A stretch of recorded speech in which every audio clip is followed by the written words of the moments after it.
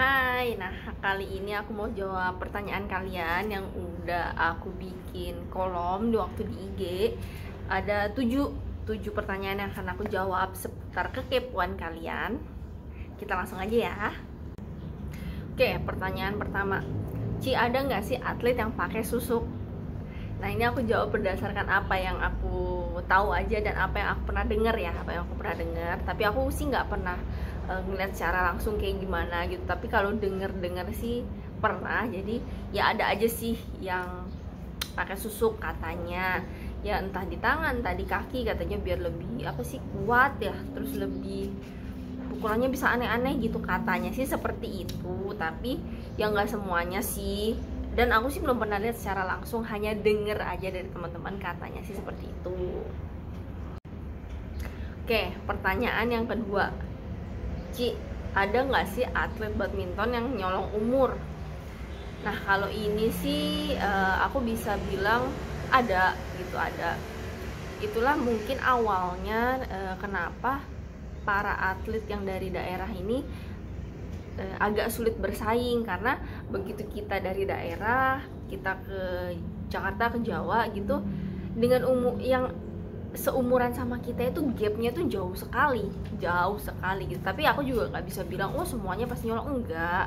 Memang ada juga yang memang berbakat, memang udah talent, emang udah juara-juara, udah bagus banget gitu. Tapi memang ada juga yang katanya ya ngecilin umur, mungkin karena apa ya, biar bisa lebih bersaing, terus lebih sering juara-juara katanya seperti itu. Tapi waktu zaman aku dulu sih ya, waktu junior, jadi kalau aku masih di klub, kalau kita ada pertandingan misalnya kayak Asian Junior atau kejuaraan dunia junior gitu, kita mewakili Indonesia, itu ada loh kalau zaman itu tes apa ya, kayak tes umur gitu. Jadi kita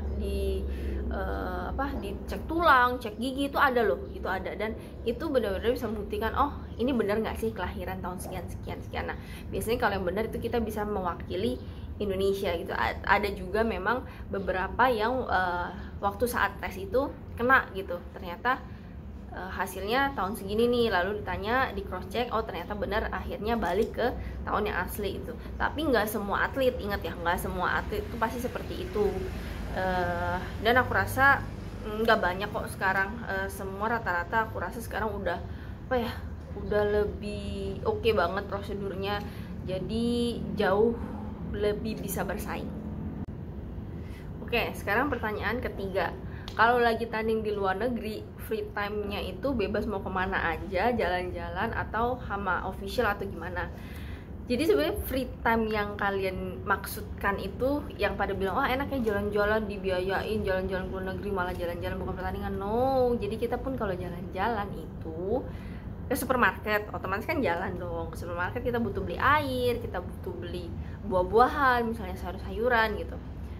Nyari makan pun kita harus keluar dong, harus keluar dari hotel karena kita nggak dapat makan, kita harus cari sendiri.